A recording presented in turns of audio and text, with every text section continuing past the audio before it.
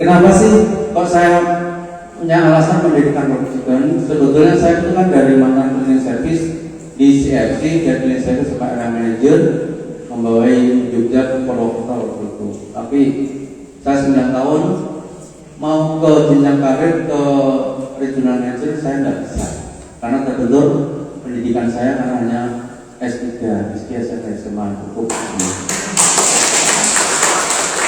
Nah, waktu saya masih di area manager itu saya sudah mulai kuliah, saya harus bisa mandiri. Bagaimana saya mandiri? Saya punya skill, punya kemampuan.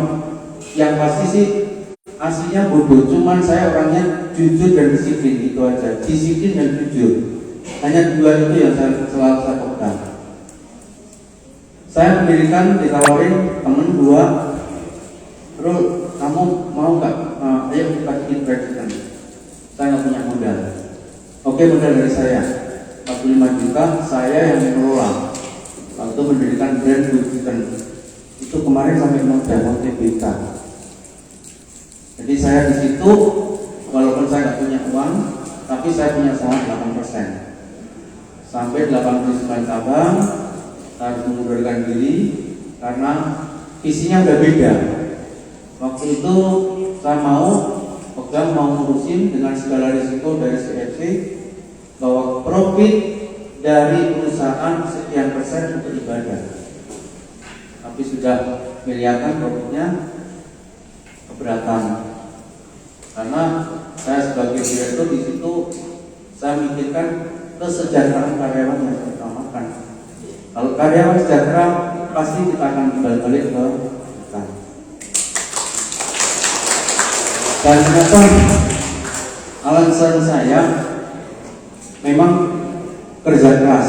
Orang tua saya seorang tukang bangunan dan petani, di mana di Jepara, kelahiran saya Jepara. Dulu waktu kecil SD kalau ke sawah perjalanan mungkin bisa 10 kilo, berangkat subuh jam 8 baru nyampe. Saya nggak mungkin dari kecil didikan orang tua dengan disiplin kerja keras.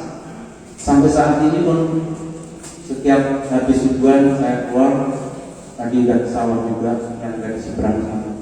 Alasan saya, mumpung saya masih muda, mungkin Bapak Ibu kalau lihat masa di bawah masih muda padahal usia 56. Ini udah mau 57 ini. Karena teman-teman saya itu kebanyakan di bawah saya usianya, jadi ya ketularan muda katanya. Dengan kerja keras itulah saya punya prinsip.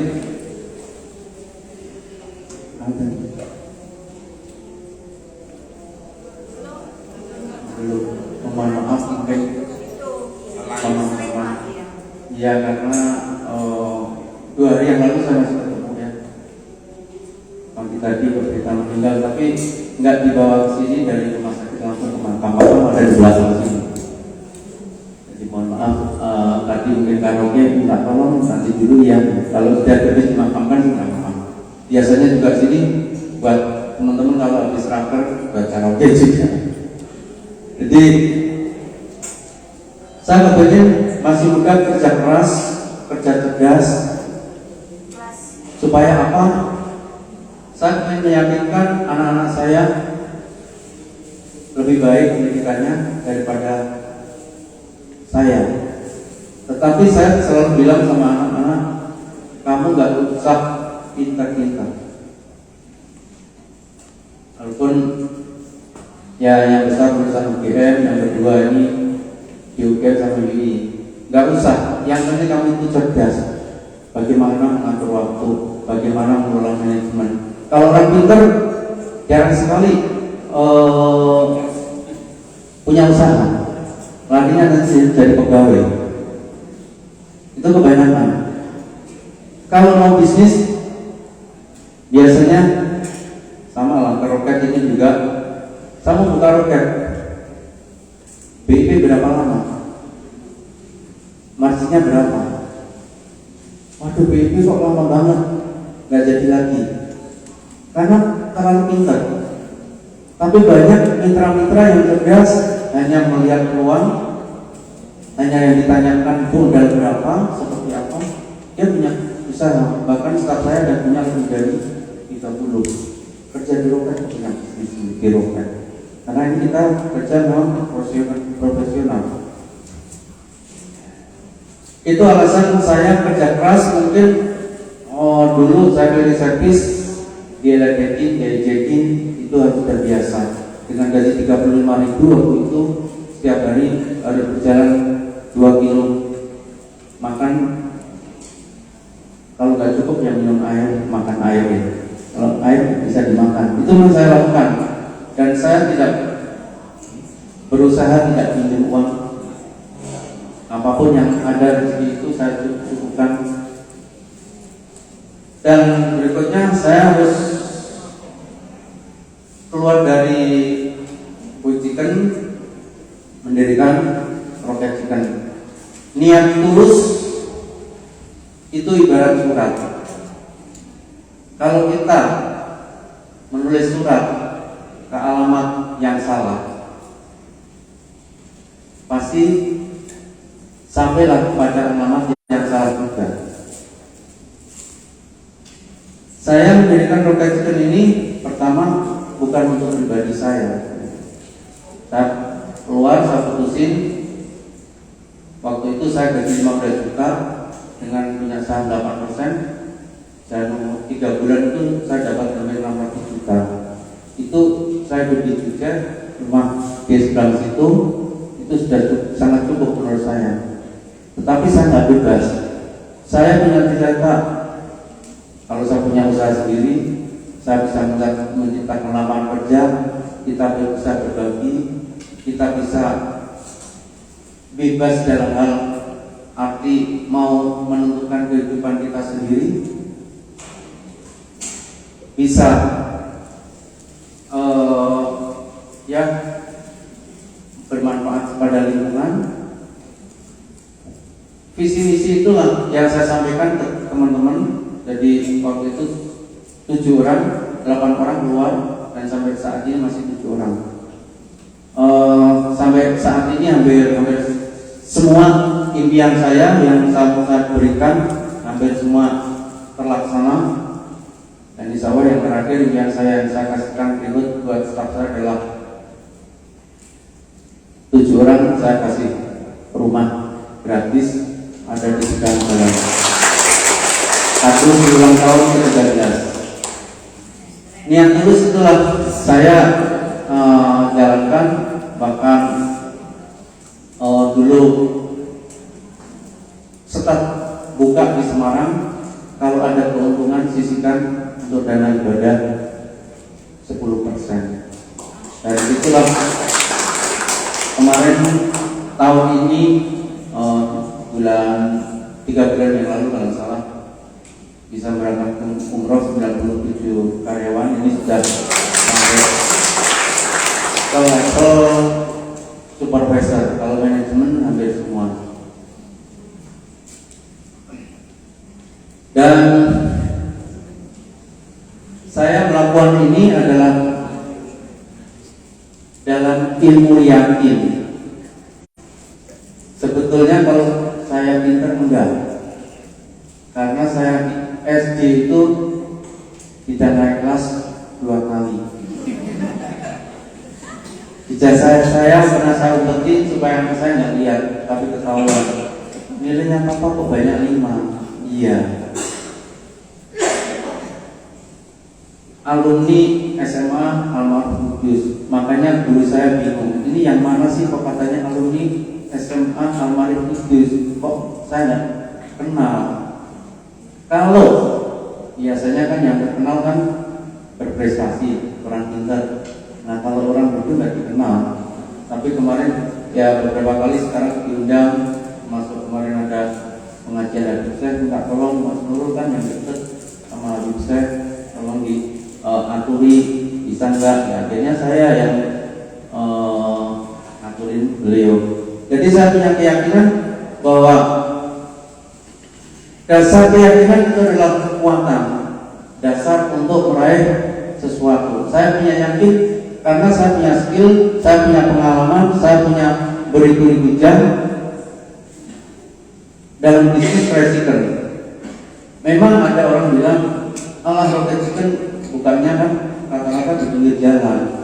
Itu memang, ya kalau saya jawab kadang ya benar juga. Kalau di tengah jalan ya nggak boleh tabrak mobil. Itu mulai motivasi saya sebetulnya. Kenapa kok di ruko-ruko di pinggir-pinggir, kenapa di Jabodetabek nggak ada? Gitu ya. Ya karena di Indonesia ini dengan segmen fried chicken itu lebih banyak di daerah daripada di kota besar. Kota besar orang kalau hidup.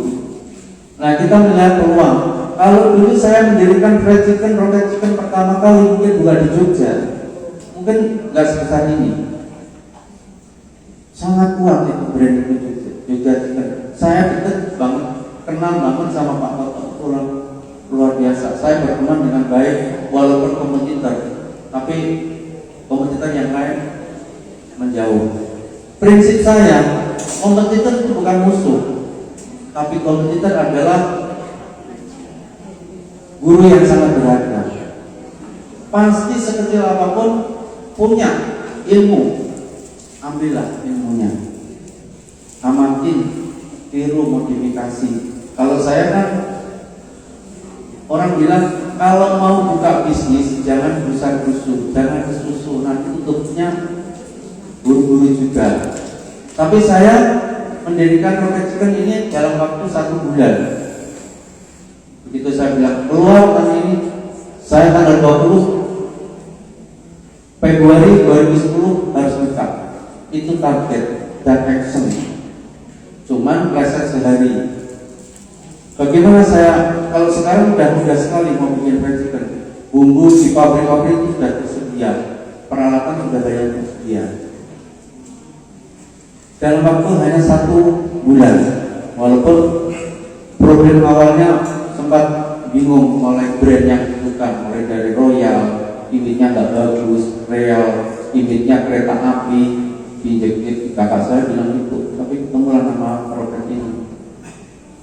Saya punya keyakinan bahwa saya pernah dari cleaning service, di situ saya sebagai karyawan teladan, walaupun 1 bulan itu 25.000 karyawan teladan. Tetapi kalau saya nggak mau jadi supervisor kok susah banget. 3 kali itu seharusnya gugur ya. Harusnya gugur, nggak bisa. Apa sebabnya? Kok saya nggak bisa jadi supervisor? Nggak lulus. Jawaban manajer saya, kamu nggak bisa senyum dulu. Astagfirullahaladzim, cuma senyum aja nggak bisa lulus. Tapi benar kata filosofi orang Cina, kalau belum bisa senyum jangan buka toko. Artinya apa? Ramah-ramah ya, keramahan itu. Makanya saya berusaha bener. Kalau saya itu orangnya ya cemberut gitu. Karena kalau senyum nggak bisa senyum. Saya punya keyakinan di situ karena saya dari lulusan SMA bahkan sampai area manajer itu staff saya itu banyak kan sarjana, bahkan ada alumni terbaik UGM juga waktu itu. Dan yang pasti saya orang Bejo. Kenapa orang Bejo? Di lingkungan saya adalah orang-orang hebat. Bagaimana kalau saya mengelola keuangan juga nggak bisa, masih apa adanya? Ya Bu ya, kemarin saya cerita apa adanya sama Ibu kan. Dari roket berdiri itu saya tidak pernah pegang 1% pun uang perusahaan sampai detik ini. Karena saya totalitas percaya sama tim. Jadi struktur di manajemen saya sebagai CEO, di bawah ada GM, General Manager, ada Regional Manager, ada Area Manager. GM seluruh Indonesia pegang, Regional Manager membawa sekitar 175 cabang, Area Manager membawa sekitar 30 cabang. Di bawah itu ada Brand Finance, ada Finance staffnya, ada pajak 7 orang, accounting, terus processing ada sendiri, processing ada di belakang sini, ada 2 gudang yang ada di jalan Tidak banyak itu. Sampai di situ mungkin Ibu ada. Baik, ya. Oke, terima kasih Pak Nurul. Ini banyak sekali inspirasinya ya. Ini tadi bahwa kita memang harus jujur, ikhlas, tadi terus kerja cerdas. Nah, ini di sini ada Pak Haris. Pak Haris karena nanti jam 11.04 ya Pak mau izin, mungkin bisa menyampaikan dulu Pak kira-kira ternyata ini sosok Pak Nurul Ati ini sebagai pengusaha waralaba Indonesia ini kayaknya sudah pernah dapat penghargaan juga dari Menteri Perindustrian tahun 2012 ya Pak. Nah di sini ini Pak Haris ini mungkin bisa memberikan motivasi kepada teman-teman UMKM pengusaha di sini biar nanti bisa seperti Pak Nurul. Namanya sama ya Pak, ternyata semoga saya juga nanti bisa sama juga ini ya Pak. Bisa dicapai kayak Bapak. Terima kasih Bu Lati. Luar biasa nih, langsung ke Pak Nurul.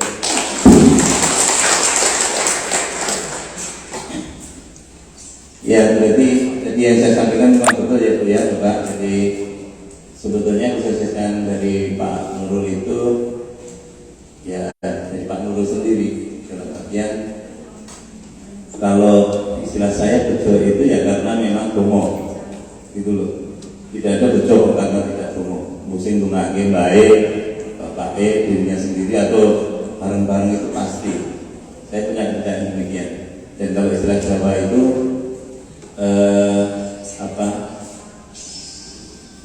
orang hidup itu kan harus prihatin itu. Tetapi kalau saya misalnya orang Islam, prihatinnya untuk memaknai dari ajaran-ajaran yang ada di sana. Dan saya lihat dari beliau itu rohnya yang mungkin dapat kita ambil gitu ya. Baik berarti jadi di sini kan ada peluang dan tantangan bisnis 2023. Bapak Ibu tentu lebih paham dari saya kan gitu. Tetapi kalau saya baca-baca dan juga amati juga memang kalau misalnya saya itu mengacu pada data yang disampaikan oleh Bu Menteri Keuangan kita ya bahwa termasuk Pak Presiden Pak Jokowi itu kan ada rambu-rambu tahun 2023 itu kita mesti harus siap-siap kan gitu nih. Ini semua kan berawal dari imbas ada perang dari Rusia, Ukraina dan seterusnya. Nah, tetapi oke lah itu misalnya itu nanti terjadi, tetapi kita mesti tetap harus positif thinking. Kita mesti harus menguatkan kita semua kan gitu. Hanya memang secara umum kan memang ada beberapa bisnis yang tentu Bapak Ibu juga sudah paham betul. Kira-kira di dalam bisnis itu apa saja sih bisnis-bisnis yang kemudian justru ketika bisnis itu boleh jadi akan berkembang. Ada juga bisnis yang kemudian boleh jadi itu landai. Tetapi juga ada bisnis yang karena pengaruh dari krisis itu kemudian memang harus turun. Kan nanti Bapak Ibu ya. Nah, tetapi kalau kita melihat dua krisis besar yang ada di kita, yang pertama tentu ketika waktu itu ada krisis zaman Pak Harto akan turun itu. Kalau yang dulu memang ada krisis, tapi oke lah kita yang kita alami saja. Ketika Pak Harto mau turun. Kemudian yang kedua ketika pandemi kemarin. Nah, tentu ini menjadi semacam pacar juga untuk kita. Zaman Pak Harto, zaman kemarin krisis ini, saya melihat bahwa beberapa kegiatan usaha itu justru kemudian ini banyak yang berkembang. Karena kira-kira menopang ya. Nah, tentu ini adalah untuk kebutuhan pokok. Ya kan? Untuk kebutuhan pokok itu justru kemudian ini yang menghidupkan UKM kita yang ada di Kabupaten Sleman. Makanan, minuman, dan yang lain-lain yang untuk kebutuhan pokok. Makanya ketika kemudian data yang ada di Dinas Tenaga Kerja itu itu di sana tenaga kerja formal itu turun sekitar 18.000, kita naik sekitar 30.000. Dan itu yang formal turun, yang informal, yang UKM naik.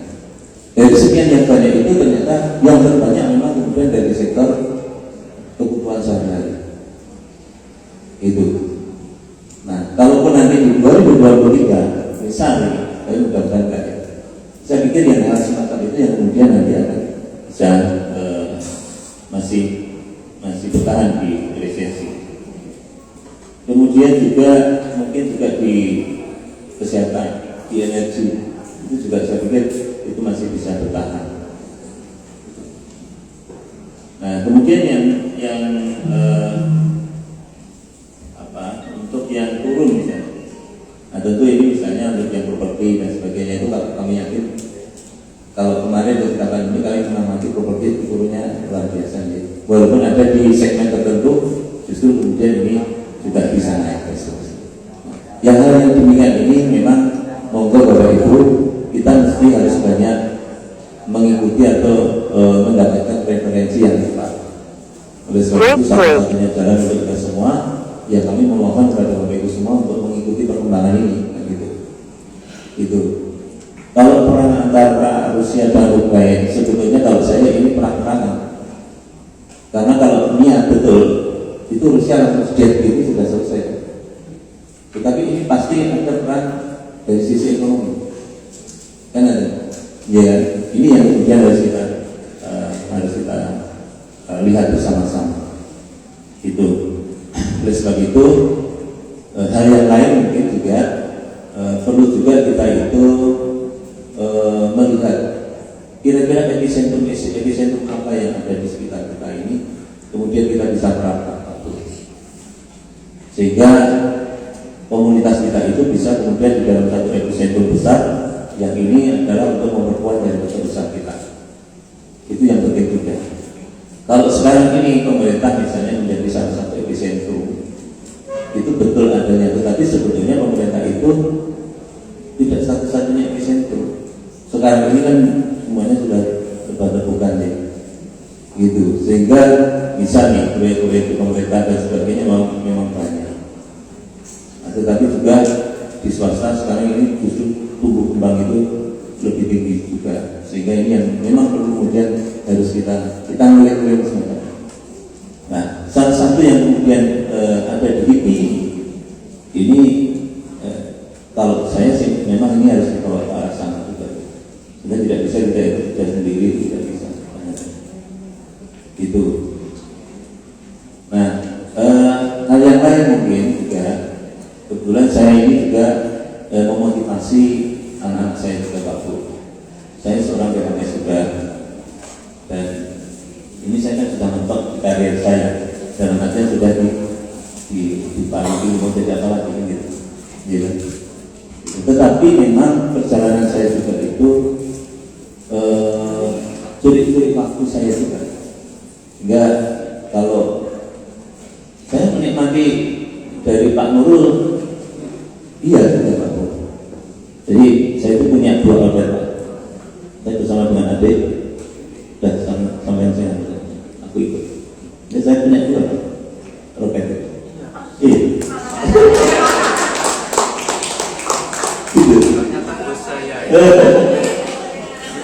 Sangat-sangat di lingkungan mulai dari kemudian, karena yang memang yang membuat saya ikut dengan dia. Tetapi di cerita adik saya memang kemudian berinteraksi dengan orang-orang beliau sampai kemudian kontrak dan seterusnya dan yang lain-lain, semuanya serba familiar, semuanya serba terbuka dan sebagainya. Bahkan ada masukan kan kalau misalnya saya juga ikut memiliki itu kan juga itu kurangnya dan sebagainya gitu. Itu saja sama saja diterima dengan baik. Jadi kalau saya melihat organ itu kenapa kemudian organnya sampai sekian ribu, dan bahkan saya yakin itu banyak berkembang. Itu kuncinya sebetulnya kalau dari bisnis murninya saya melihat keunggulannya itu roket itu kelasnya kan sudah jelas nih, Pak. Tidak terlalu tinggi, tetapi sudah tinggi. Kan gitu ya Pak ya. Maka tadi beliau cerita di dalam kota, beliau mungkin kalau awal-awal di Jogja itu ada satu yang merek itu yang memang masuknya di kota di dalam kota, tapi beliau gitu. Betul ya. Karena tesnya itu adalah tes untuk pasar-pasar itu. Dan keunggulannya yang lain itu ada macam dari yang dihasilkan. Coba saja pada roket bisa menyediakan apa yang makanan selain ayam itu ada beberapa. Ada steak. Iya kan? Gitu. Cuman ada juga tantangannya Pak. Yang namanya makanan dimanapun. Ya, itu harus ada inovasi setiap 2 tahun sekali, sekitar 2 tahun. Itu memang harus ada sesuatu yang baru. Kan gitu. Saya juga menunggu ini gugatan dari beliau. Kira-kira menu apa saja ya nanti yang baru? Termasuk kan kita nyaman juga kalau misalnya masuk di roket. Kita masuk kemudian duduk dan setting dan sebagainya. Tetapi yang disajikan sekarang ini pada titik tertentu nanti itu juga nanti akan jenuh juga. Maka kemudian ini perlu juga ada.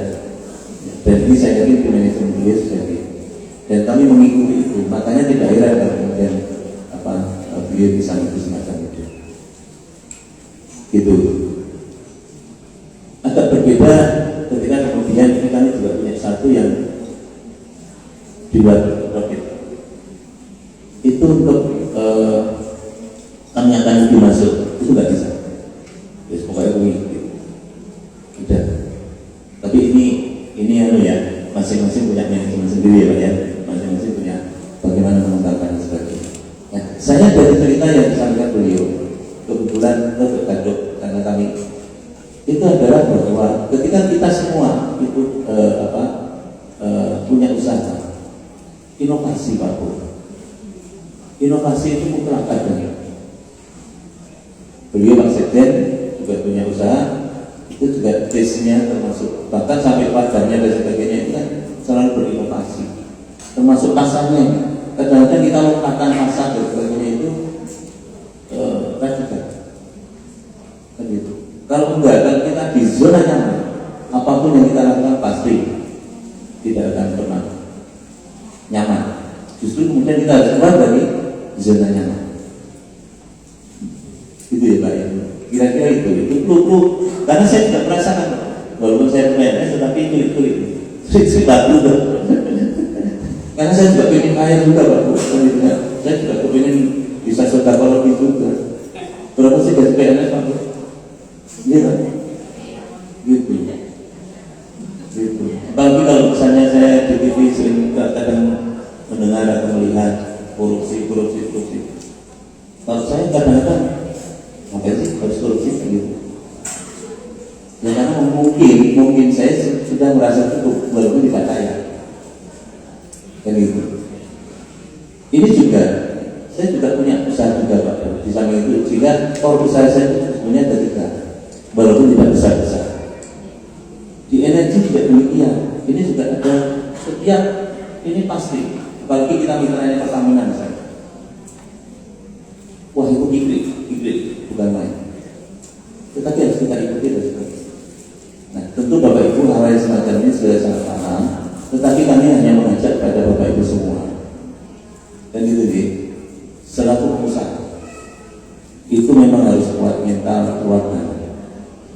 Dan itu kadang-kadang kita itu stres hanya gara-gara kemudian modal kita hilang atau kalah ketika kita kemudian sedang berusaha tertelan ombak.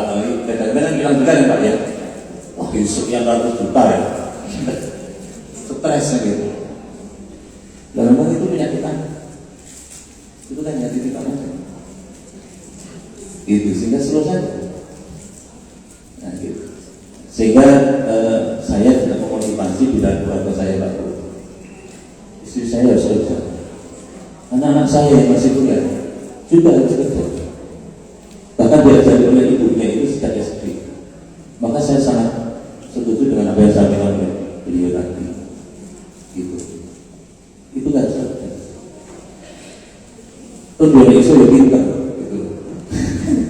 Iya kan? Kita mau kasih anak itu harus demikian Pak Bu. Gitu sehingga kalian lain memang monggo Pak Bu, kita punya generasi. Monggo generasi kita didik juga untuk sebagai seorang wirausaha.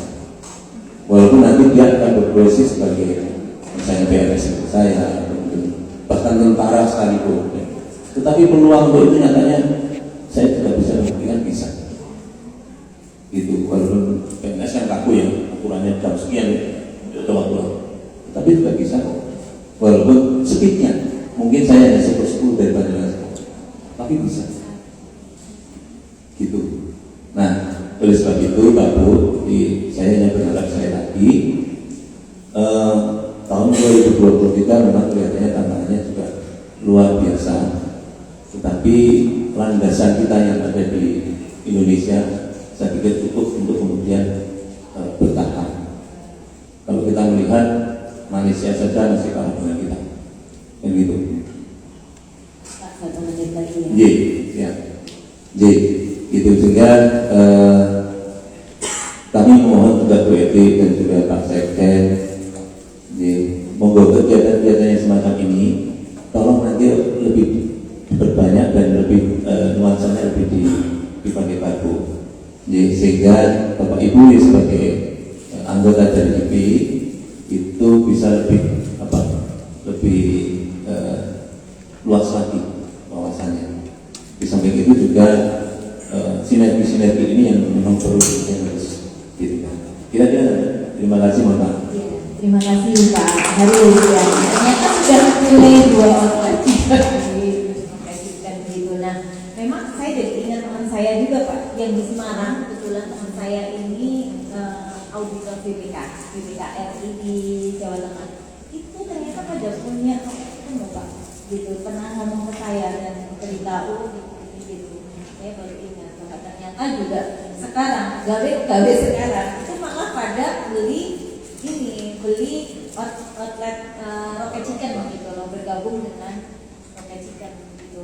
Jadi berarti Pak Nurul Adi ini malah justru memberikan peluang kepada para pegawai untuk menjadi ya intinya bisa ini ya berkontribusi dan berwirausaha menambah, jadi akhirnya kan menambah income juga ya Pak gitu dari situ. Nah ini tentu saja bahwa tujuannya dari Pak Nurul Adi tadi bahwa untuk manajemen, untuk mungkin pegawai-pegawainya, tapi ternyata sekarang dengan ternyata di luar pegawai-pegawai di luaran bahkan auditor BPKRI ada pada beli itu gitu.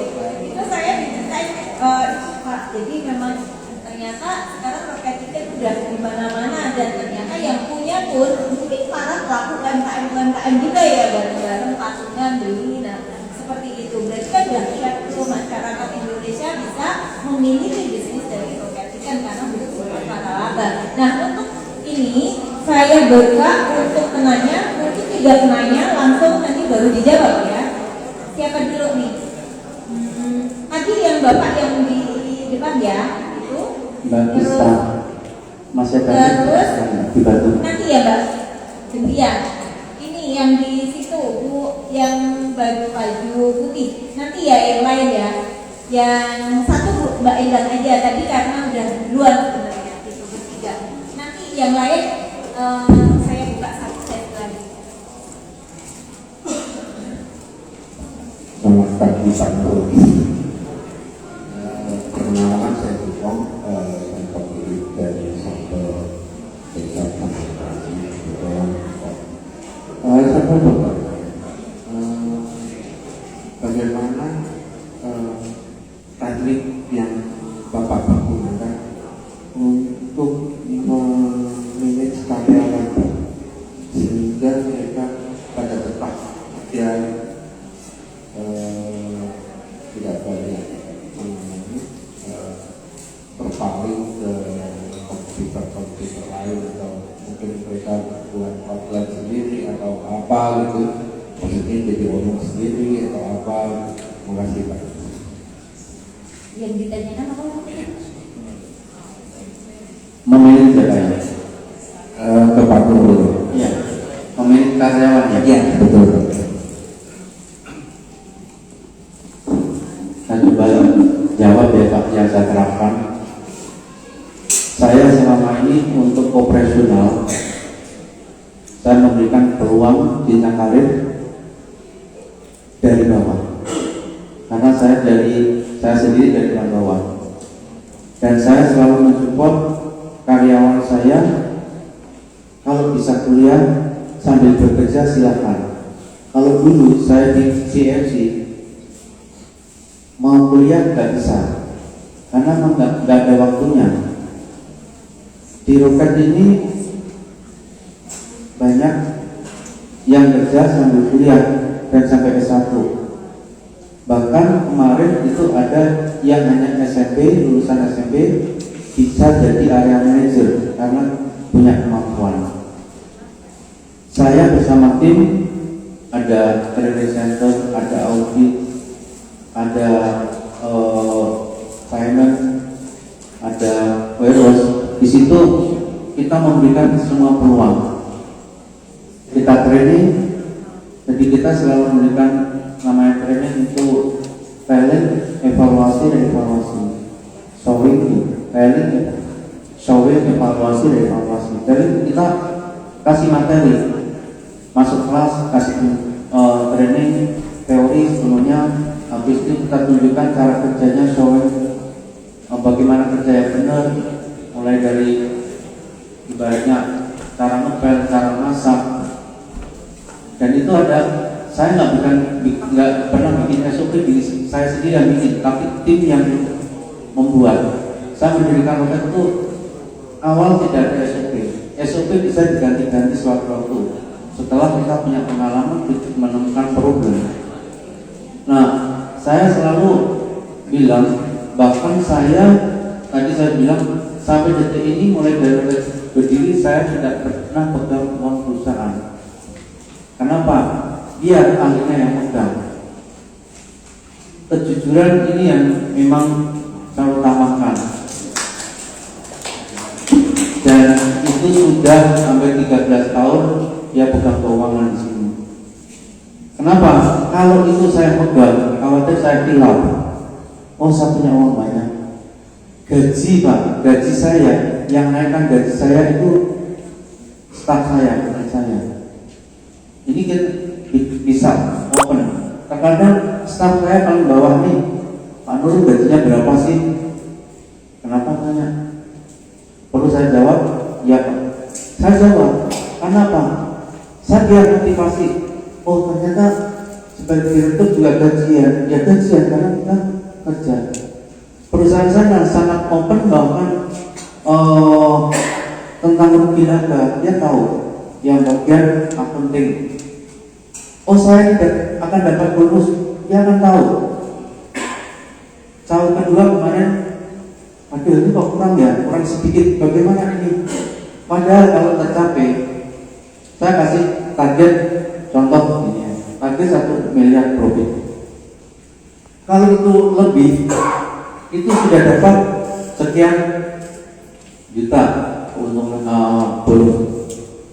Kelebihannya dari target itu 50-50, 50% masuk perusahaan, 50% ayo kita bagi sebagai bonus.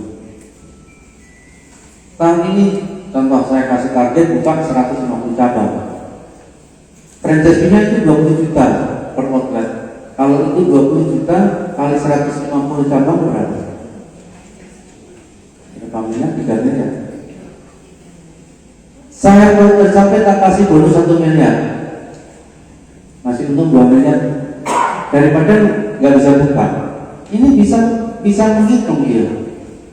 Nah di situ kita keterbukaan, dan saya selalu sama staf saya itu saya anggap adik, saudara, karyawan, tentukan pada porsinya pas saat kerja. Bahkan kadang staf saya itu panggil bro ya, itu biasa. Karena saya apa? Ya seperti ini. Bahkan karyawan itu kan saya anggap aset yang sangat berharga. Kalau nggak ada karyawan, tangan saya dua, kaki saya dua, bagaimana? Dia nyarikan uang. Bahkan kemarin ada ya yang kalau mau jadi supervisor itu masuk kelas ke sini selama 7 hari. Pak minta foto, emang nggak pernah ketemu? Enggak. Loh, kamu di mana? Dari Jawa Barat Pak. Kamu dia berapa tahun? 3 tahun. Belum pernah ketemu saya? Belum. Yang salah siapa? Kenapa nggak mau ketemu? Ya nggak tahu Pak. Oke, saya minta maaf ya. Yang salah saya. Kenapa? Kok saya bilang saya yang salah? Karena dia nyari duit. Masa 3 tahun kerja di loket kok nggak pernah tatap muka, nggak pernah ketemu. Saya bilang ke sampai level bawah, tolong kamu kalau ada masalah apa, WA bisa, telepon bisa, DM bisa. Nomor saya di HP ini nomor perpasaran, ada di plastik resep itu. Kalau saya orang tertutup, nggak mungkin nomor HP itu ada di situ. Terkadang pusing. Kalau sekarang kadang pusingnya ini Pak, pinjol Pak, dimaki-maki ini, terkadang sampai jengkel sama gitu. Oke, tak tunggu ya di Polda. Nggak tahu nanti depan jalannya apa di mana gitu kan. Karena kalau saya pernah ngadu ke teman yang ada di sana kan, udah nanti bilang aja ketemu di Polda, itu di belakangnya apa di depannya gitu. Jengkel teman. Nah, masih sopan caranya gitu. Terkadang kirim foto dan ditutup ini nggak senonoh itu loh. Marah itu sampai saya bilang gini, tak tunggu di sini. Kamu mau bawa deployment berapa tak tunggu. Pernah saya tantang. Gajimu berapa? Kerja di tempat saya tak gaji 100 juta per bulan. Tapi aku minta. Aku mau ngasih, tapi aku minta. Coba dapat. Kerjanya ringan sekali.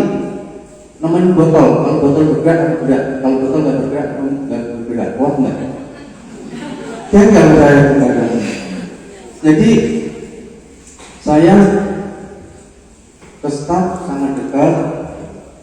Mungkin kalau orang, oh kok sama stafnya kok kayak gitu, nggak ada jarak. Itulah saya yang saya inginkan. Bahkan saya dulu waktu jadi manajer di CRT pun gaji saya 1,5 juta. Enak ya jadi manajer juga duduk. Sebenarnya gaji itu kan privasi, kata siapa? Saya kasih loh. Ini gaji saya sekian. Enak jadi manajer, makanya jadi manajer. Sekarang juga gitu. Enak ya direktur udah ini gajinya gede masih dapat ini, makanya jadi direktur. Jadilah pengusaha.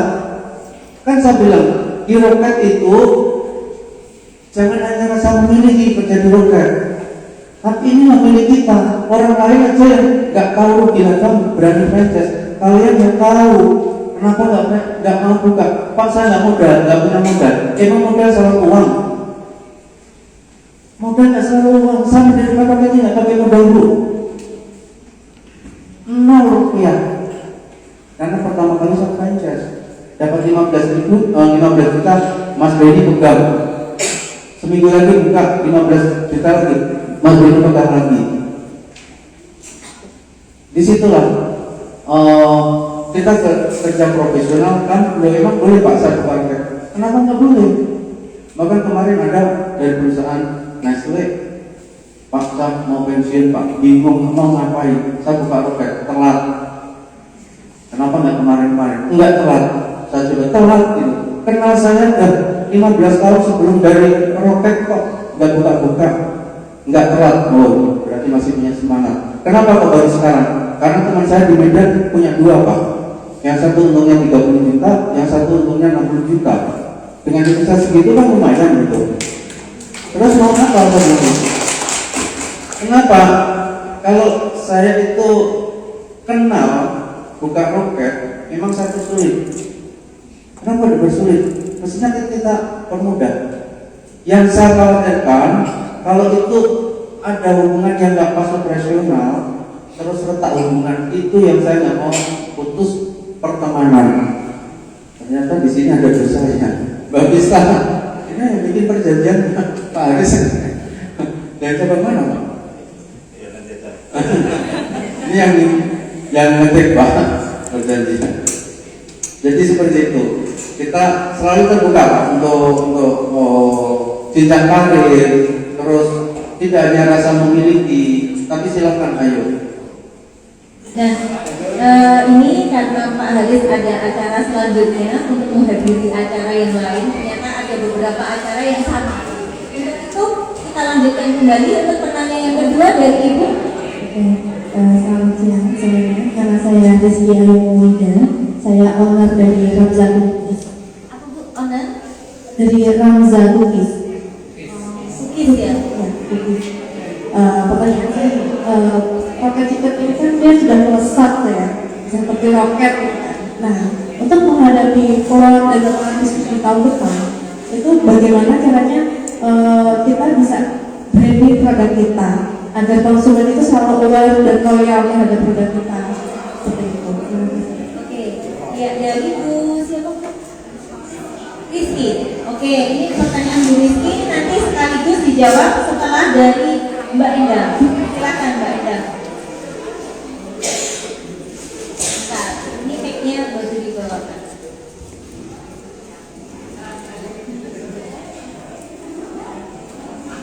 Ya, terima kasih. Assalamualaikum warahmatullahi wabarakatuh.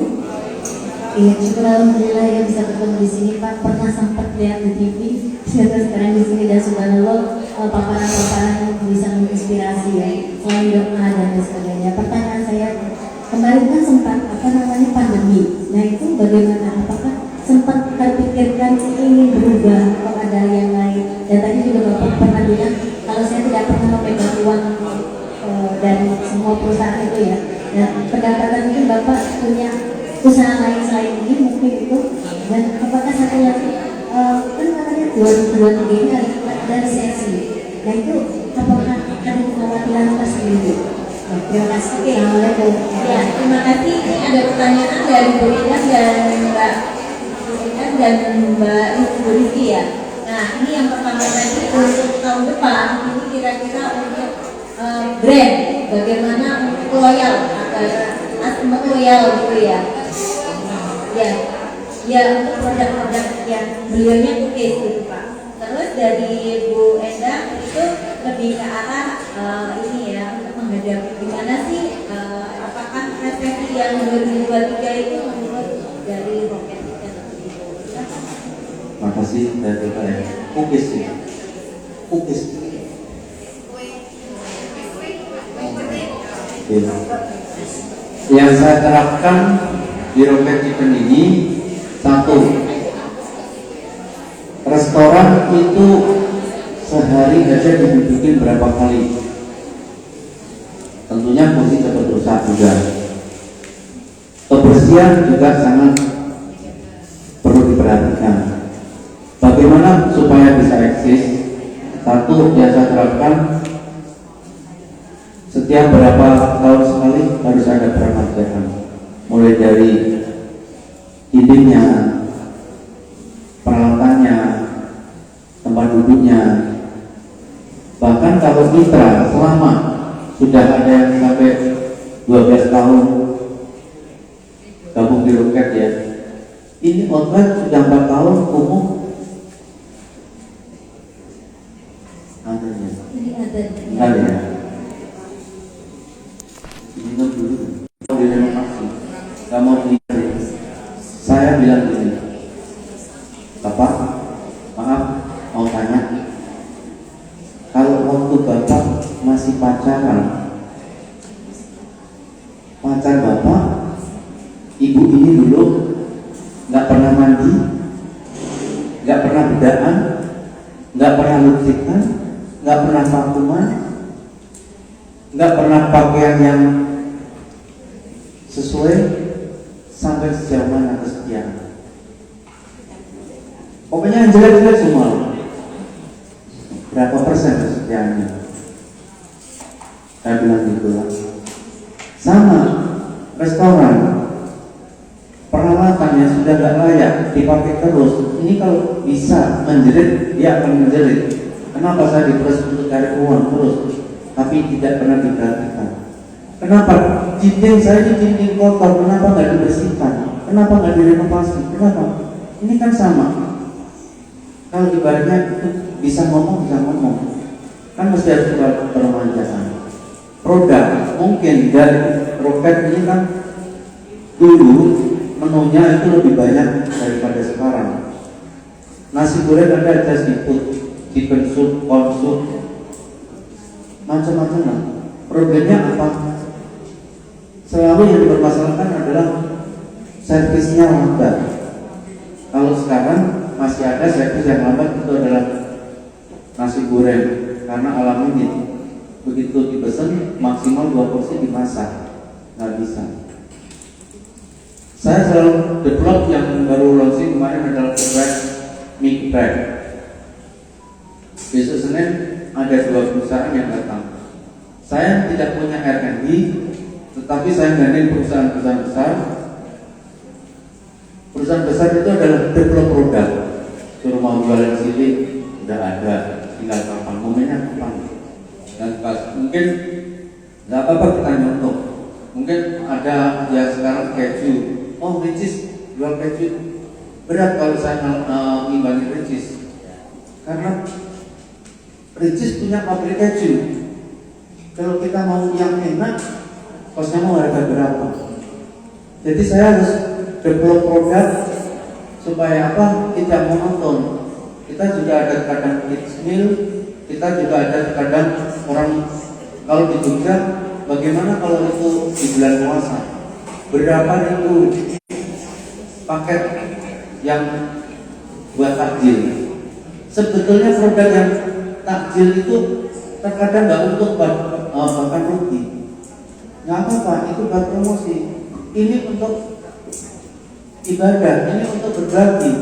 Mungkin saya nggak dapat profit, tapi orang yang beli paket takjil ini dapat pahala. Prinsip saya seperti itu, supaya mengingatkan.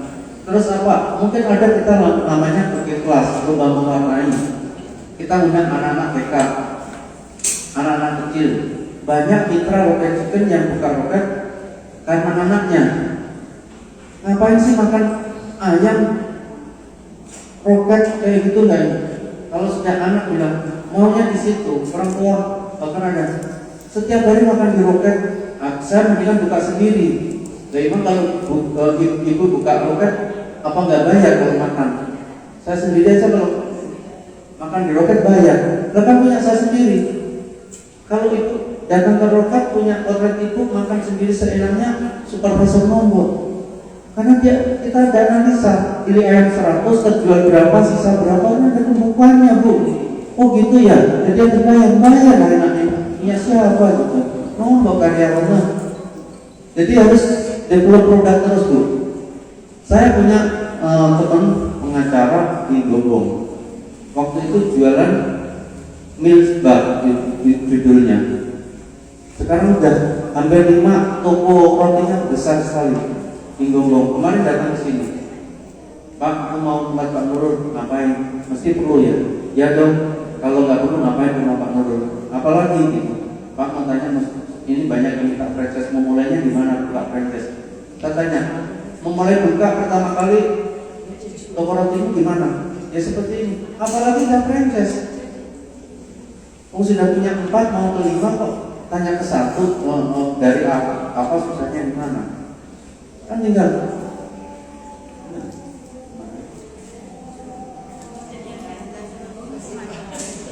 apa ya? Akhirnya kan ini ya, perjanjian gimana? Bapak pengacara lebih pintar ngomong daripada saya, tahu hukum.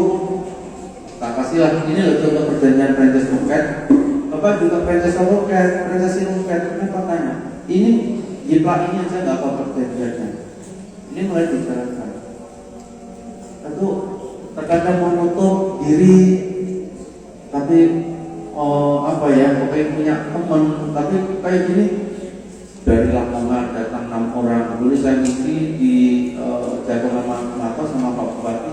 Sampai sekarang punya 26 cabang restorannya.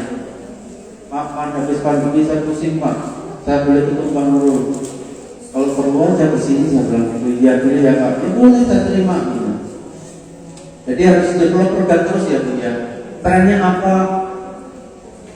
Itu harus kita ngikutin, nggak apa-apa dibilang nyontek. Kan waktu itu anak saya yang besar kuliah di UGM. Kalau kamu jadi pengusaha itu jangan nyontek kan. masa itu loh Rocket Chicken nyontek sama yang lain. Tidak apa-apa, bikin usaha itu anak saya diam aja, dia nggak ngerti itu loh barbershop apa itu. Nah barbershop itu apa nggak nyontok orang Madura bilang gitu, cuman kan dikemas pakai AC ya seperti itu, bilang gitu. Nah mungkin Bapak Ibu ya, masa pandemi ya, alhamdulillah pandemi ada hikmahnya juga. Rocket Chicken saya berdiri sampai bulan ini, saya sangat bersyukur, masih bersyukur. Rugi di tahun 2020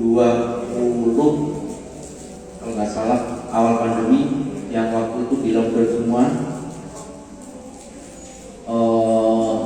jualan juga nggak ada kursinya.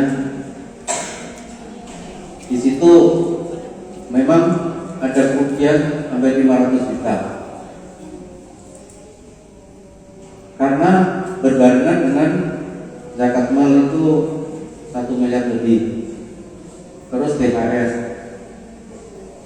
terus mungkin ya pengeluaran parcel itu banyak juga untuk lingkungan dan dunia. Di situ saya jadi temunya, kenapa gitu kita evaluasi mulai dari pembukuannya, accountingnya, kita bahas apa. Oke, ternyata kamu budget hotel bintang 3 turun dong bintang 2. Sekarang kan hotel 400, kayak hotel juga udah bagus. Di situ kamu transportasi kok banyak banget, visiting dikurangi, tapi kita main online juga bisa, offline ya kita bisa juga tatap muka. Disitulah banyak penghematan, mulai sampai dengan pembersih itu ketahuan ternyata. Pembersih kok pemakaian seperti ini, terkontrol semua Bu. Akhirnya dengan adanya pandemi, mulai kita kan punya mulai dari labor cost itu gaji karyawan, kita nggak boleh dari harapannya tidak boleh lebih dari 12%. Nggak boleh. Kalau itu sampai 15%, bagaimana harus meningkatkan omset? Kalau omsetnya naik, ini kan akan turun. Karena apa? Gaji karyawan gede atau penyusutan, dia kerja nggak kerja itu kan sudah pasti gaji tetap sama, penyusutan juga tetap sama, listrik jalan terus, gas. Ini gas kok tinggi sekali. Kita gas LPG pemakaian itu 4%. Kok ini bisa sampai 10%? Pembosan gimana? Nah di situ kalau kita evaluasi, kalau mungkin pas sepi, jangan dinyalain terus gas, dimatiin, dipilot di api kecil. Di situ akan ketemu. Setelah itu alhamdulillah sudah profit langsung ya di atas 1 lah. Jadi karena saya dulu pandemi 98 saya pegang CFC itu masih the best profit.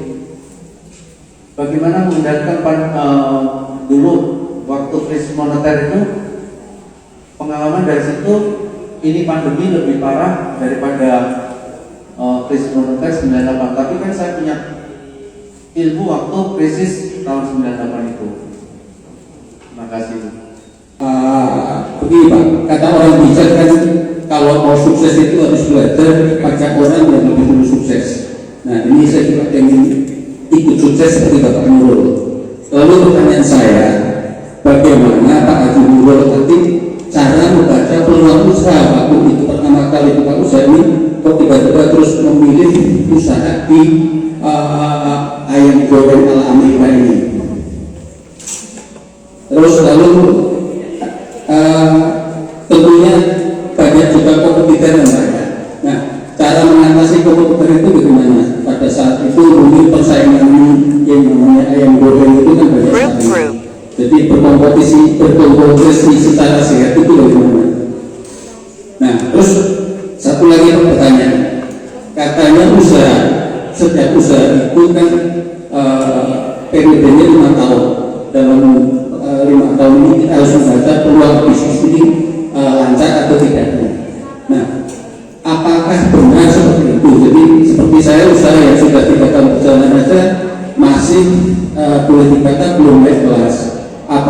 harus setelah 5 tahun ganti usaha atau meneruskan usaha itu dan mencari peluang-peluang yang lain. Saya kira itu Pak, waktunya karena terbatas. Sebenarnya saya sudah banyak pertanyaan, tapi itu dulu. Ya, ini selanjutnya Bu. Zamannya dulu. Jangan banyak. Dorong ya Bu. Terima kasih atas waktunya. Assalamualaikum warahmatullahi wabarakatuh. Selamat siang Pak Nurul. Perkenalkan saya Tuani dari Jalan Boyolali. Sudah langganan, cuma di sini saya tanyakan awal Bapak yang sampaikan tadi berusaha itu kan membuka usaha itu dalam jangka 1 bulan ya Kak Min. 1 bulan lebih 1 hari kayaknya. Nah itu langsung Bapak itu langsung membuka outlet 1 aja atau langsung beberapa outlet? Karena saya ada pengalaman pribadi itu 1 outlet kalau nggak laku ya nggak laku, itu mungkin ada tambahan suratnya atau gimana, dan doanya apa Pak? Terima kasih. Assalamualaikum warahmatullahi wabarakatuh. Kalau melihat peluang usaha itu sebenarnya banyak ya Pak. Tapi Bapak harus melihat bagaimana sistem. Contohlah, kalau Bapak punya modal apa itu? Modal tidak harus uang. Boleh modal tempat, boleh modal pengalaman, modal kemampuan, modal kepercayaan. Itu kalau mungkin saya nggak punya modal tempat, nggak punya kemampuan, nggak punya skill, nggak punya, tapi saya punya modal uang, boleh kok Bapak franchise banyak sekali. Tetapi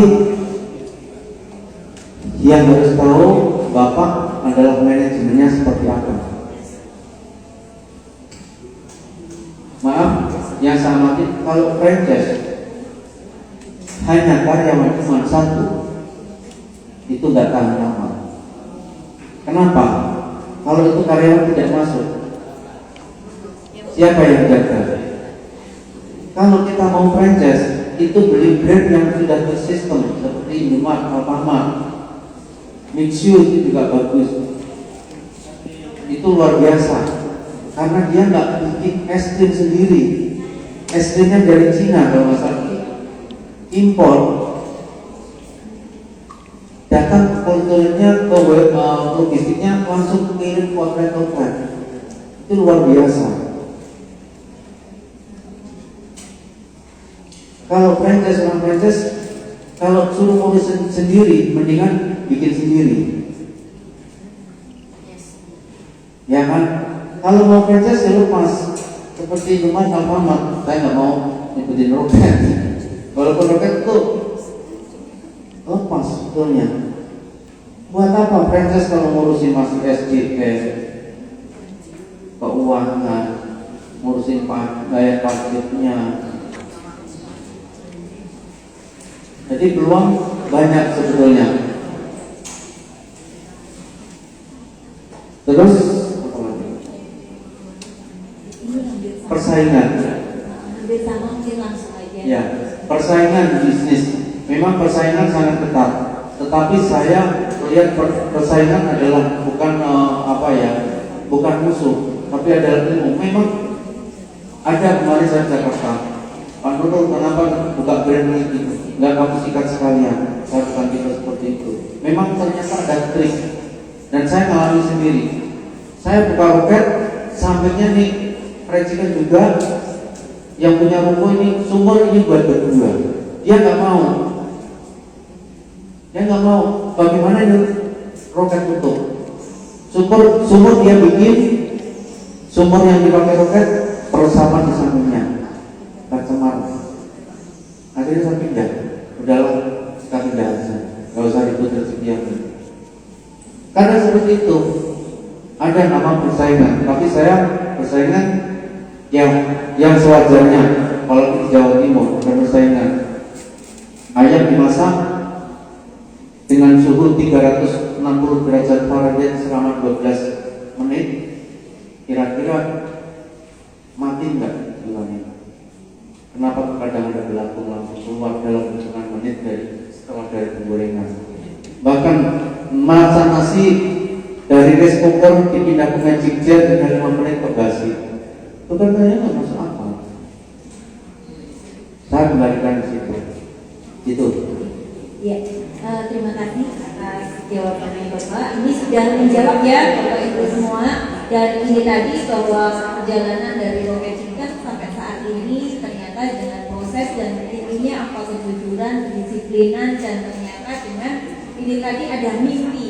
Nah marilah kita teman-teman di sini mempunyai usaha, kita harus punya mimpi. Mimpi itulah yang harus kita biar kita sampai di mana tadi ada visi-visi. Nah kayak gitu. Nah kayaknya memang tidak bisa kalau cuma sejam 2 jam untuk belajar seperti ini ya. Nanti dalam perjalanan bagaimana kita akan membangun sebuah bisnis ini, bahwa ternyata perlu manajemen gitu, karena memang teman-teman di UMKM kebiasaannya memang kita produksi sendiri, memasarkan sendiri, terus juga nanti SDM-nya kita kelola sendiri, terus keuangannya juga kita urus sendiri. Nah memang semuanya memang berawal dari sendiri, tapi dari sendiri itu harusnya kita sudah mempunyai sistem walaupun kita sendiri yang memulai melakukan. Nanti kalau punya staff itu baru bisa nanti didelegasikan ke staff gitu. Nah itu diskusi kita kali ini, dan semoga terima kasih banyak kepada Pak Nurul Ati yang telah